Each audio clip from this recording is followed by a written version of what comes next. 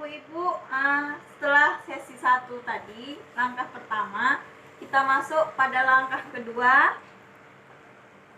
masih tentang pengertian penelantaran. Ibu-ibu, apakah ibu-ibu mengetahui tentang penelantaran terhadap anak, Bu? Pernah dengar istilah penelantaran, Bu? Ya, ada yang udah pernah dengar, ada yang belum ya, Bu? Ya. Oke. Jadi, Bu, untuk pada pokok bahasan kali ini kita akan menyimak atau membaca kasus tasripin. Ibu-ibu bawa buku pintar, Bu. Pada buku pintar itu ada di halaman 33. Silahkan buka ya, Bu, buku pintar halaman 33. Dan Bu, ada yang bersedia membacakan, Bu? Kalau tidak ada, baiklah saya yang akan membacakan, tapi ibu-ibu menyimak ya, Bu. Nanti setelah saya membacakan, saya akan mengajukan beberapa pertanyaan berkaitan dengan cerita tasripin. Oke, Bu. Baiklah, saya akan membacakan kisah tasripin bocah 12 tahun yang harus menghidupi ketiga adiknya. Di sebuah dusun di desa Gunung Lurah, kecamatan Cilongok, Banyumas, Jawa Tengah, tasripin yang berumur 12 tahun harus mencari nafkah untuk menghidupi ketiga adiknya. Dandi berumur 9 tahun, Rianti berumur 7 tahun, dan Daryo berumur 5 tahun. Ayah mereka pergi bekerja di Kalimantan bersama kakak tertuanya. Sementara ibunya meninggal akibat tertimbun longsor saat sedang mencari pasir 1 tahun lalu. Ketiga adiknya kini sangat-sangat mengandalkan tasripin yang setiap hari harus bekerja di sawah dengan mencangkul, membersihkan sisa-sisa padi, serta menanam padi bersama warga desa pada saat masa tanam. Hampir setiap hari, tasripin mesti pergi ke sawah untuk mencari uang demi menghidupi ketiga adiknya. Kalau berangkat ke sawah jam 7 pagi dan pulang jam 12 siang. Kadang sehari dapat 30-40 ribu sehari. Itu beli beras dan sayur, sisanya untuk jajan adik. Jelas bocah yang telah putus sekolah itu. Pagi sebelum dia berangkat ke sawah, tasripin harus memasak nasi dan sayur untuk adik-adiknya. Selain memasak, dia juga harus mencuci pakaian, menyapu, serta memandikan adik-adiknya. Tapi bukan hanya sekedar memandikan dan memberikan makan untuk adik-adiknya. Dia pun bertanggung jawab terhadap akhlak adik-adiknya dengan mengajak adik-adiknya salat dan mengaji di musola depan rumah.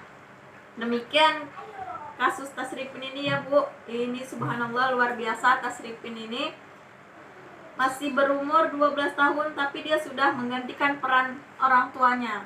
Tuh. Jadi, Bu, saya ingin bertanya sama ibu-ibu nih.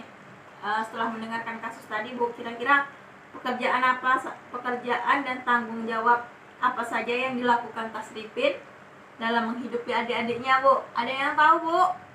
Kalau ibu-ibu tadi menyimak pasti tahu, ya. Ya kan, Bu? Ibu Yuni. Iya. Ya, Bu. Apa aja, Bu? Coba sebutkan satu-satu, Bu. Pekerjaan dan tanggung jawab yang dilakukan tasripin dalam menghidupi adik-adiknya. Iya, tasripin itu, Bu, kerja di sawah, cangkul, nanam padi. Terus masakkan adiknya sebelum dia berangkat ke sawah, memandikan adiknya, mencuci baju adiknya. Kasihan sekali, bahkan yang lebih luar biasa ini ya, Bu, tasripin ini mengajak adik-adiknya sholat dan mengaji di musola. Subhanallah, luar biasa ya, Bu. Apakah kisah tasripin ini ada yang mirip sama kisah tetangga kita, Bu, atau keluarga Ibu? Ada yang seperti ini, Bu? Mudah-mudahan tidak ya, Bu. Ini cukup menarik perhatian dan sangat mirip sekali. Kok seharusnya tasripin ini masih sekolah, tapi karena tuntutan dia tidak bisa bersekolah lagi. Selanjutnya, Bu, dari cerita tasripin ini tadi, Bu, apakah layak pekerjaan tersebut dilakukan anak seusia tasripin? Layak tidak, Bu? Tidak. Ada yang bilang layak, ada yang tidak. Jadi kalau layak kenapa, Bu? Kan kalau layak menurut saya salah sekali tanggapan layak, karena Tasripin ini masih usia sekolah, dia tidak mendapat haknya. Jadi pekerjaan yang seperti ini sangat tidak layak untuk anak seumuran Tasripin. Oke, Bu, paham, Bu? Yang selanjutnya, Bu, apa yang seharusnya dilakukan oleh ayah atau kerabatnya terhadap Tasripin dan adik-adiknya, Bu?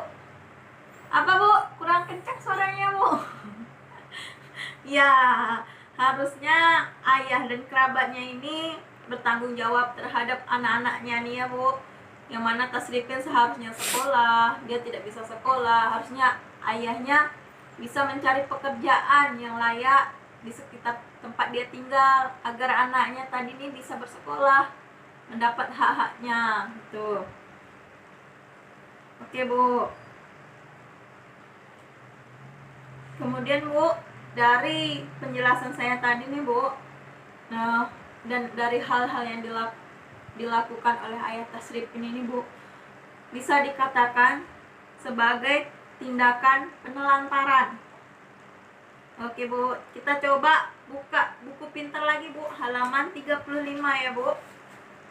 Atau bisa dilihat pada flip chart 2. Buka buku pintarnya, Bu. Sudah, Bu? Ini tentang pengertian penelantaran. Saya bacakan ya, Bu. Pengertian penelantaran anak adalah tidak dilakukannya kewajiban dan tanggung jawab orang tua atau mengasuh dalam memenuhi kebutuhan dasar anak baik fisik, psikis, rohani maupun sosial. Anak terlantar adalah anak yang karena suatu sebab orang tuanya melalaikan kewajiban sehingga kebutuhan anak tidak dapat terpenuhi dengan wajar baik secara rohani, jasmani maupun sosial. Itu ya, Bu ya. Ada yang bertanya, Bu? Kalau tidak ada, Bu, kita cukupkan langkah yang kedua dan kita akan masuk langkah berikutnya.